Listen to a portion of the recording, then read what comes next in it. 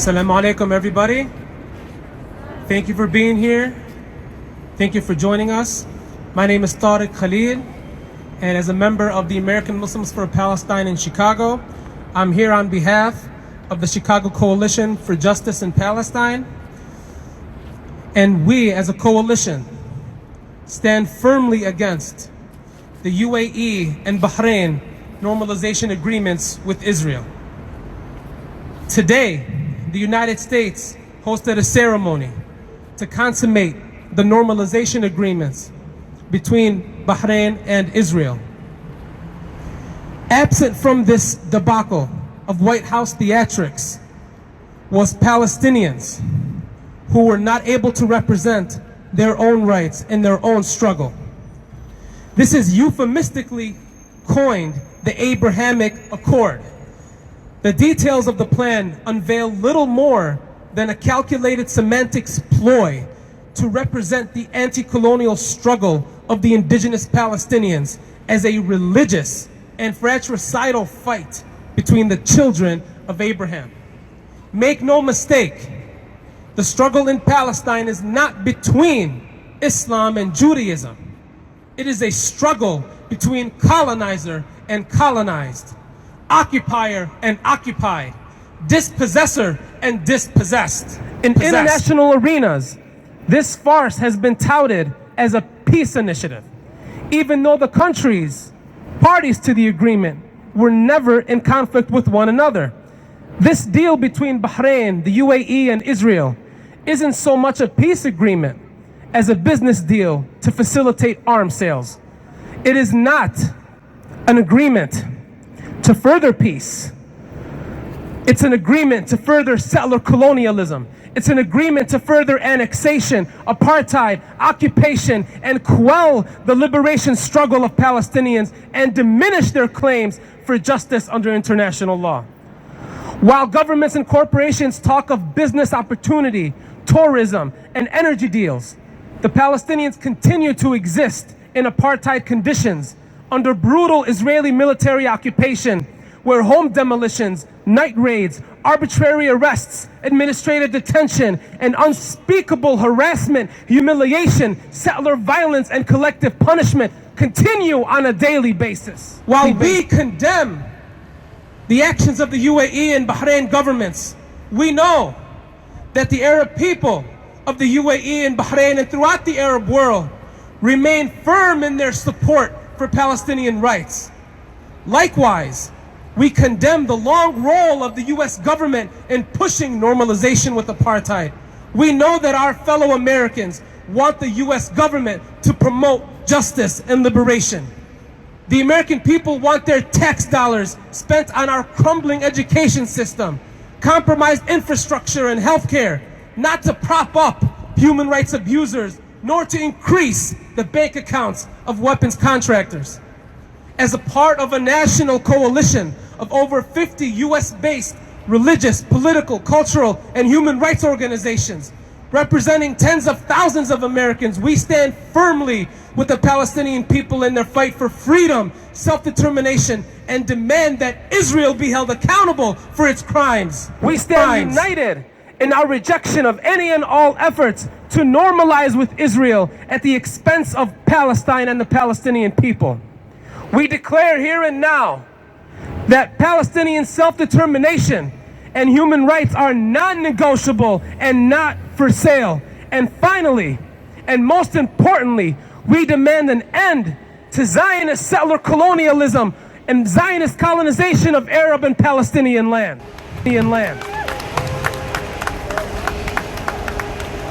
I want to invite our next speaker, Abdullah Mitchell, from the Council of Islamic Organizations of Greater Chicago. Please, let's hear. Assalamu alaikum. Peace to all gathered here this afternoon. I stand before you and join in the call to condemn this accord that has been reached between the nations of Israel, Bahrain, and the UAE. And I stand here not to condemn it for the reasons that Tarek mentioned earlier. He's laid out the case why it should be rejected. And I don't stand against this because trade and commerce is a good thing among nations. I stand against this because as a person of faith, our nation's leaders have made an immoral choice. An immoral choice to choose money over people. The sanctity of life subordinated to commerce and trade. For while we extol the virtues of how this is going to increase trade, well, for over a decade, there's been no trade in Gaza. No exports, few imports. They extol the virtues of travel. Well, a 10-year blockade is restricting people to go out and make a gainly livelihood in this area. How has it impacted the lives of people in Gaza, where unemployment is reported to be as high as 43%, and the nation and the people of Gaza depending on international aid to meet their daily needs. When we, as a nation, place money above people, we are forsaking the very values that are the bedrock of this nation. And as faith-minded people, I ask each and every one of you to call out your legislative leaders. Remind them, scold them that this is a wrong choice. It doesn't take 10 years to resolve the issues that exist in Palestine. It requires a will to be rightful, just, and righteous in that pursuit. Thank you. I want to invite Pauline Kaufman from the Palestine Mission Network of the Presbyterian Church USA and a longtime advocate for a just peace in Palestine. Salam alaikum, peace to everyone. Greetings from the Israel-Palestine Mission Network of the Presbyterian Church USA. We speak to the church and our community from our perspective as advocates for a just peace for Palestine and Israel. We have traveled there, seen the apartheid conditions, and we follow the reports daily. We are appalled by this so-called peace agreement with the United Arab Emirates, Bahrain, and Israel, aided and abetted by the United States of America. It's clearly an agreement that normalizes conditions in the Middle East and ignores the human rights of Palestinians. While both Arab states celebrate their ability to engage in trade and commerce with Israel, we all know the real impetus for the agreement is the ability of both the Emirates and Bahrain to purchase high-tech weapons from the United States.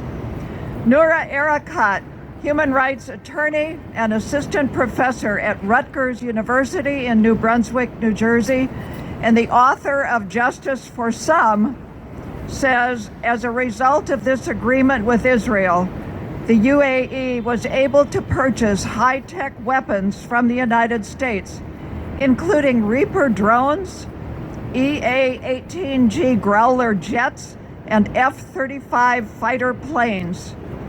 Bahrain, which stands to similarly benefit as it seeks air defense systems from the United States, is yet another Arab state eager to secure the superpower's military backing and diplomatic impunity for gross violations of human rights and the laws of war. Just been faced with the statistics that the U.S. response to 9/11 has resulted in 37 million refugees in the world. There are a lot more than that. This is just the ones from the Middle East. Mean more violence and more destruction. When will we stop this madness? The growing awareness of these wrong-headed agreements means we will continue to call for a fair approach to Palestinian-Israeli efforts that result in real peace. Just as we support Black Lives Matter, we support Palestinian human rights. Thank you.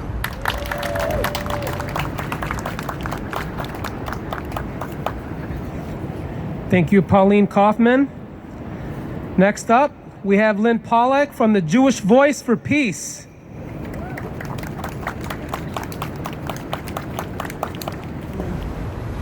So, hello everyone.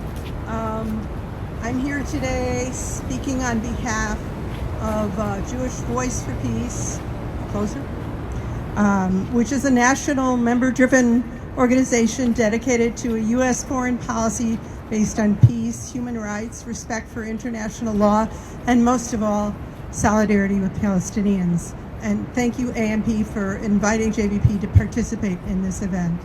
So this development, normalizing relationships with Israel, is anything but normal.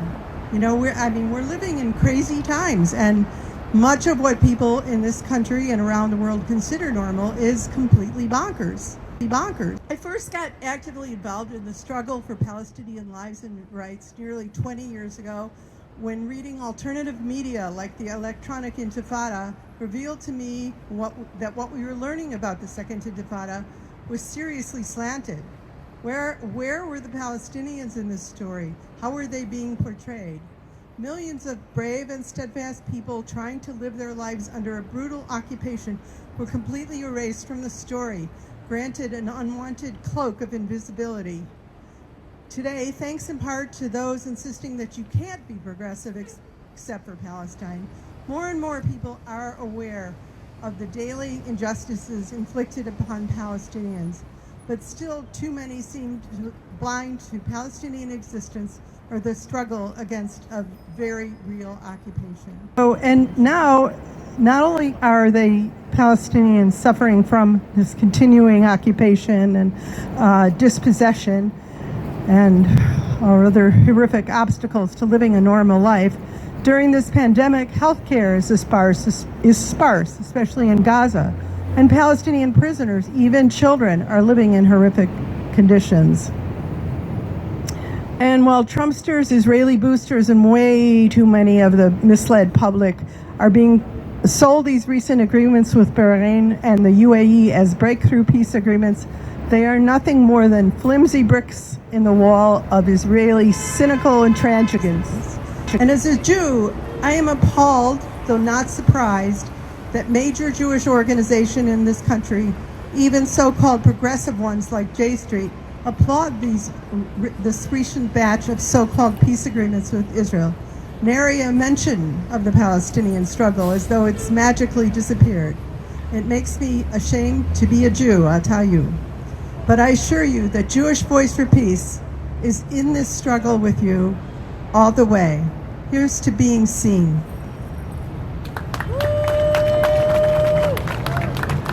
Free, free Palestine! Free, free Palestine! Free, free Palestine! End the occupation now! End the occupation now! Not another nickel, not another dime, no more money for Israel's crimes!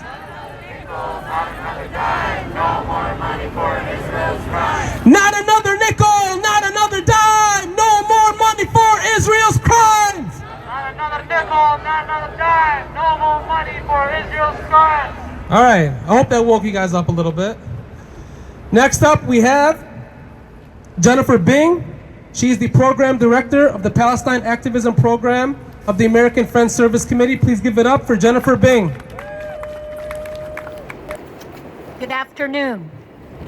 I want to thank Nida and members of the Chicago Palestinian community for inviting me to be with you today while President Trump stages new photo ops for fake peace plans at the White House. Like we have had to do over many years and with many U.S. administrations, we gather to protest yet another U.S. attempt to broker a Middle East plan that ignores human rights, international law, and the desire for people to live in freedom. My message today is directed to Congress, right up there. Please stop the ridiculous pronouncements that what is happening today at the White House brings peace and prosperity to benefit all people in the Middle East. Let's be clear. This administration's efforts undermine the prospect for peace. Just look at the last 4 years under the Trump administration. Critical aid for refugees was cut.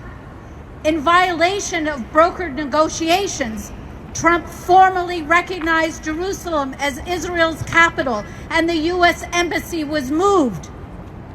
All White House objections to further expansion of Israeli settlements was stopped, and a blockade enforcing the imprisonment of 2.2 million Palestinians in Gaza was continued, resulting in more poverty, death, and shattered dreams. Elected leaders, we need your voices to speak up and stop actions that lead to more human suffering and war.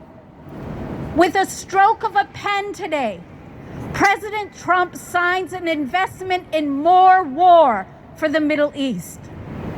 Already, the U.S. sends billions of weapons to the Middle East, ignoring the human rights record of the governments who add to their weapons arsenals. As an example, a key incentive for the Gulf countries signing into normalization with Israel is the U.S.'s promise to sell more weapons, including F-35 fighter jets, a stealth weapon designed for first strike ability. F-35s are the most expensive weapons program in history, with a cost of $1.5 trillion. The U.S. wasted funds developing this killing machine rather than investing in our communities here in the United States. Just like his predecessors in the White House, the president is seeking a new world order in the Middle East, one fueled by U.S. militarism, not one that prioritizes funds to support refugees and populations impoverished by decades of military occupation and corrupted governments. Now is the time for our U.S. senators and representatives in Illinois to embrace efforts in Congress to withhold U.S. taxpayer funds that are used to further annex Palestinian lands, expand Israeli settler colonies, and detain and abuse Palestinian children in Israeli prisons. House Resolution 2407 and 8050 are two important bills that all Illinois representatives should support. Congress needs to stop arms sales and military cooperation with regimes who violate human rights. We need to divest from profiting from war and military occupation. We must create agreements where true peace and security is built on a respect for international law, equal rights, justice, and freedom for all people. I am proud to live in the state of Illinois with the largest Palestinian American community in the United States. Together, through our networks of solidarity, we will not be silent as Palestinian rights are sidelined by governments who put profits over people's rights. We will not rest, even in a pandemic, to advocate for a future where the dreams of a life lived in dignity are available to all. Shukran, thank you. Shukran, thank you. Next up, member of the Students Justice for Palestine, co-chair of SJP Chicago, and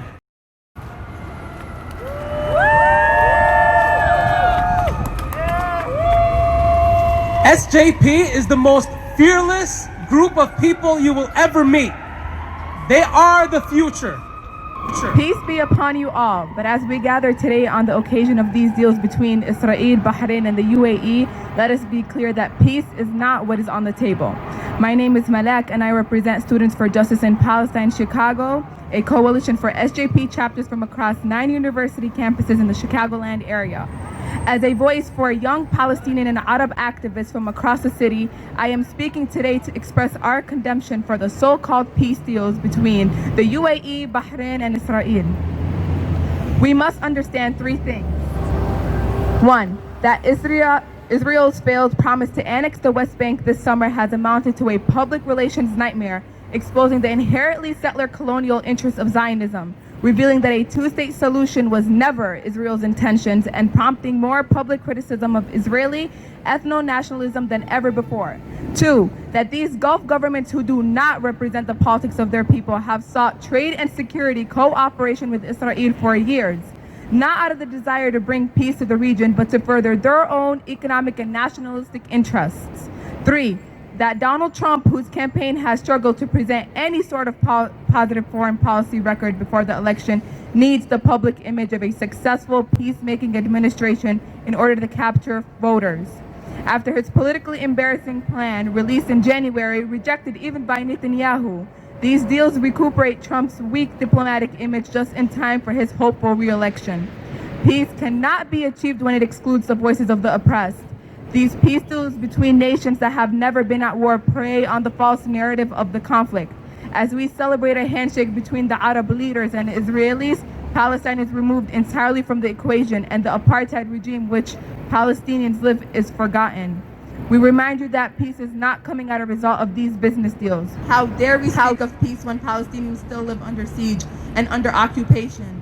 When we talk of peace without freedom for Palestine, we talk only of normalization, of accepting Israeli apartheid, accepting the second-class status of Israel's Palestinian citizens, and accepting the reservations across the West Bank and Gaza, where the Israeli state controls the native Palestinian population. Until these injustices are remedied, we can do nothing but condemn our Zionist oppressors, and condemn those Arab leaders who have turned their backs upon our cause. UAE is leading a nation into supporting the oppressors of their brothers and sisters. To see children waving the Israeli flag while Israel murders and imprisons innocent Palestinian children will not be tolerated.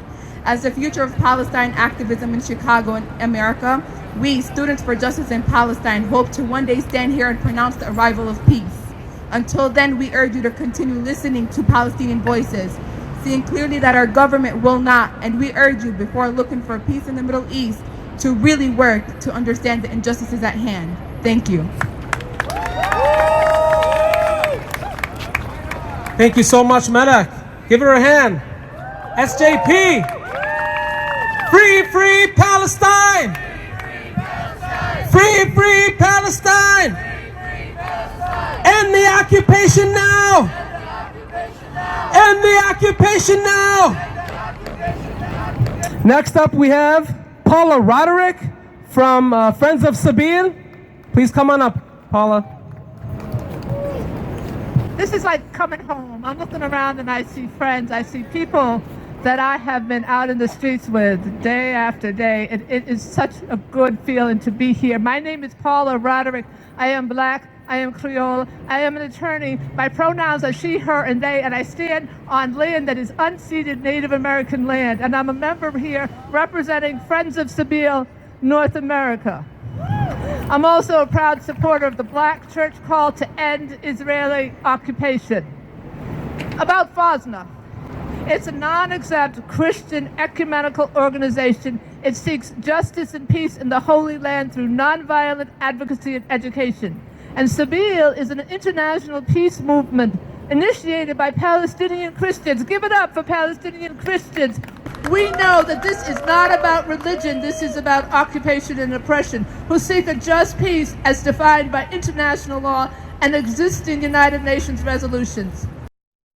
FOSNA rejects the choice of the UAE to sign agreements with Israel and the United States, formalizing its complicity with a settler colonial country, stealing Palestinian land, implementing apartheid policies, denying Palestinians basic human rights daily. As a Christian ecumenical liberation organization, our theology teaches us that the only way to true peace, justice, and liberation is by following the lead of the most marginalized, those most affected. Unlike any of the actors in today's ceremony, we follow the leadership of the Palestinian people in their struggle for justice.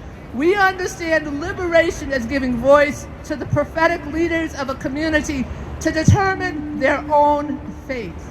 Fosna has been seeking justice in Palestine for over 20 years. We recognize that the president's actions, once again, are not in line with Christian values. We particularly denounce the participation in today's event of 4 staff members and leaders of Christians United for Israel, CUFI, for misusing Christianity to justify Israel's abhorrent actions.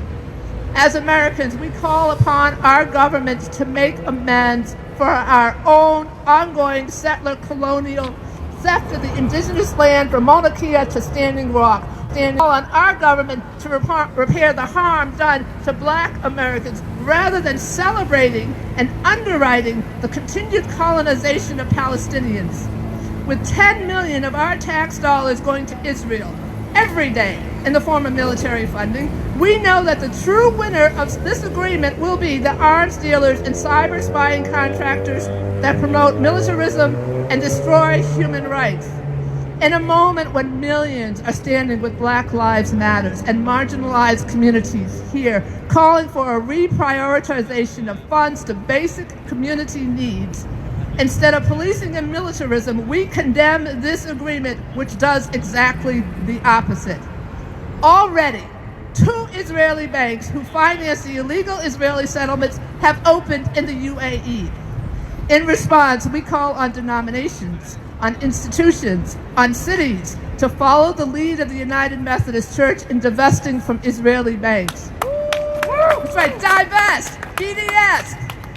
We call for all Americans to join the Invest in Justice campaign and encourage our representatives to end all U.S. military aid to Israel until they end their violations of international law and human basic civil rights. We say no to normalization with occupation, with racism, and with colonization. And we say hashtag no, right? No to normalization. Thank you.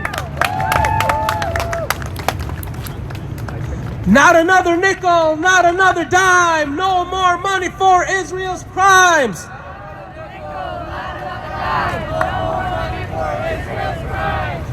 Next up, we have an activist with Chicago Faith Coalition for Middle East Policy and ambassador for Bright Stars of Bethlehem, Rosanna Thompson.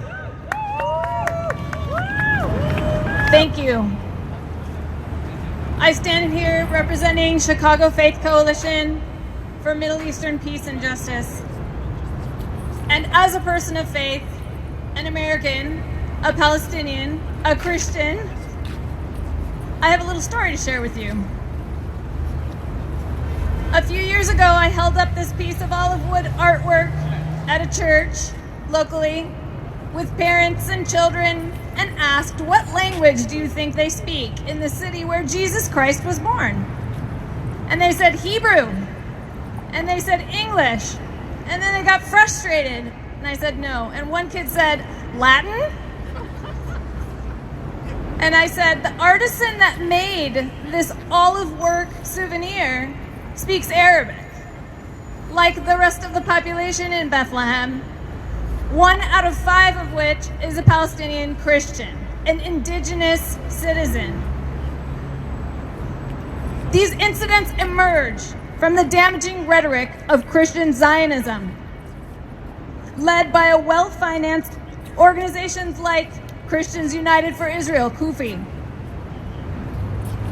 John Hagee, the chairman of this organization, led the prayer on May 14th, 2018 in Jerusalem when the U.S. moved its embassy from Tel Aviv. And today, John Hagee is at the White House ceremony endorsing this so-called deal that is being signed between the UAE, Israel, and Bahrain with the U.S. support.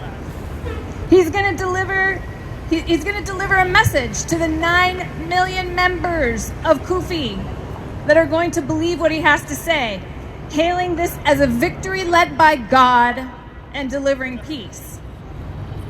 This is called faith washing. It is a persuasive strategy that has ignited Islamophobia and leads to anti-Semitism. And it must be called what it is. Faith washing obscures Palestinian identity by creating a sense that this is a religious war between Muslims and Jews or Muslims and Christians, and it's not. And today, with the UAE-Israel deal, it is more clear than ever that this is not racial reconciliation. This is business, this is commerce, this is military funding. We cannot tolerate these violent policies like shoot to kill that emerge from this idea of dehumanizing the Palestinians and the erasure of our identity, our culture, our art, and our right to self-determination for statehood and our land. Bethlehem and other regions of the West Bank are crushed under settler colonial oppression, the de facto annexation of their land, the demolition of their properties, the taking down of their orchards, their olive trees. De facto annexation does not stop just because the UAE and Bahrain have signed a deal with Israel. De facto annexation has been cutting apart the West Bank and continues to do so, partitioning it into little parcels that can be claimed by settler outposts and injustice and violence.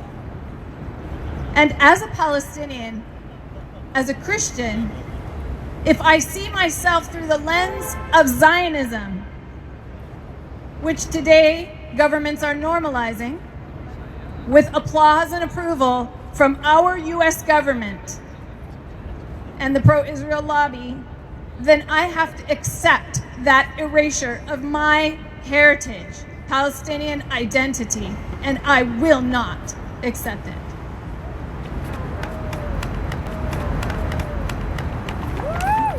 Thank you. For the record, Bethlehem is in Palestine. Fact check me. It's in Area A, and Israel has made it illegal for their own citizens to cross their checkpoint through the security wall that they built, so that it's illegal even if they wanted to see the Church of the Nativity. Today, I call upon each and every one of you, members of Congress, co-sign HR 2407 and HR 8050. Speak truth to power. We will not normalize these relations. Thank you for your stand for justice and peace.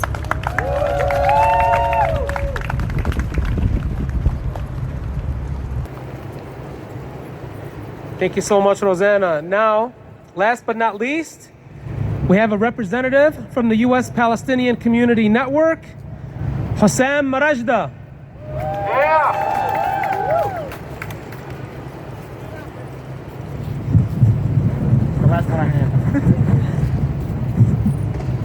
Oh, it's okay.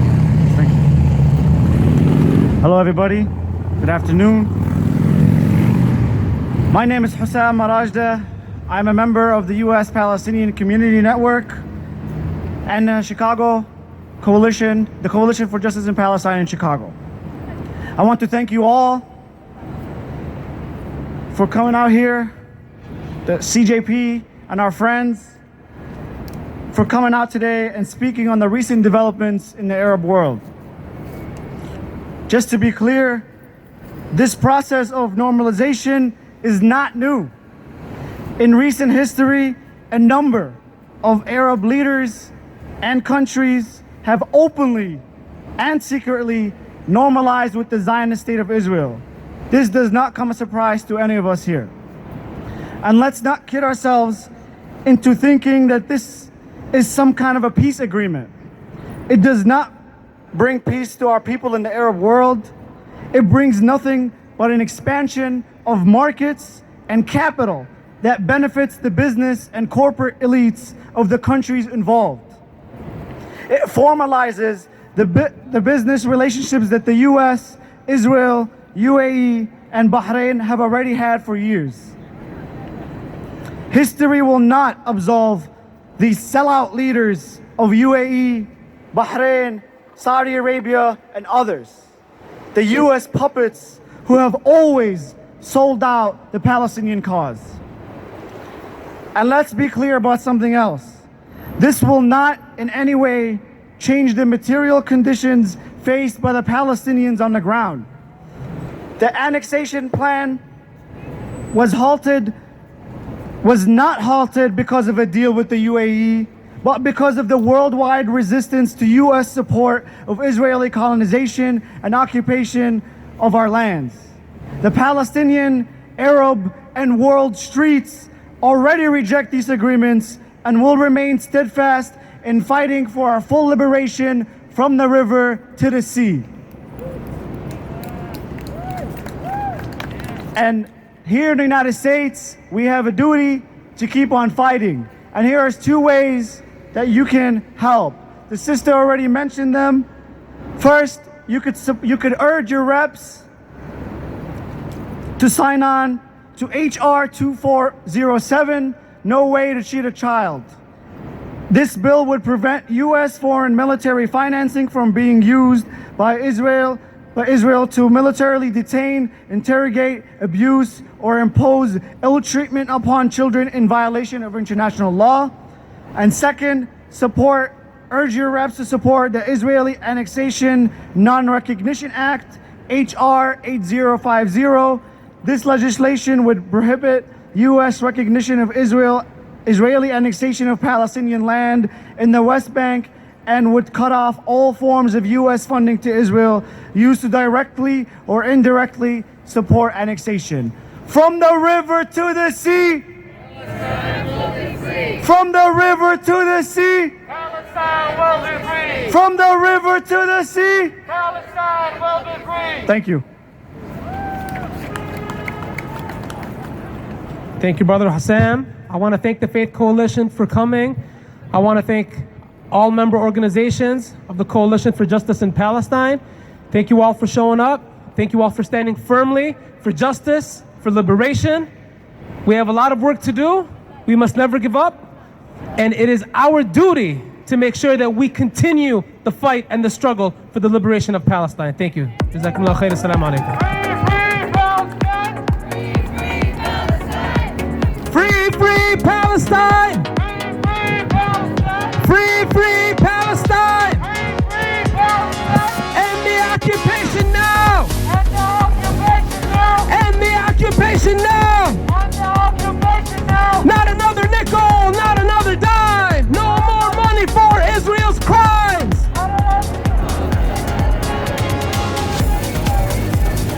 Not another nickel, not another dime! Not another nickel, not another dime! Thank you all for coming out.